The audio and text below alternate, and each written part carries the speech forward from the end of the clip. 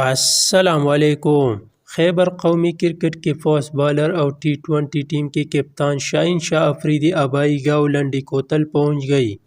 تفصیلات کے مطابق قومی کرکٹ ٹیم کے فاسٹ بالر شاہین شاہ افریدی ورلڈ کپ میں حصہ لینے کے بعد واپس اپنی آبائی گاؤں لنڈی کوتل زخاخیل ملک نادر خان قلعے پہنچ گئی، جہاں پر تحصیلدار لنڈی کوتل الحاج تیمور افریدی اور ایس ایچ اور لنڈی کوتل حاجی اکبر افریدی نے پھولوں کی گلدستے پیش کر کے ان کا استقبال کیا۔ واضح رہے کہ شاہین شاہ افریدی نے ورلڈ کپ میں عمدہ بالنگ کا مظاہرہ پیش کیا تھا، تاہم ٹیم سیمی فائنل تک پہنچنے میں ناکام رہی۔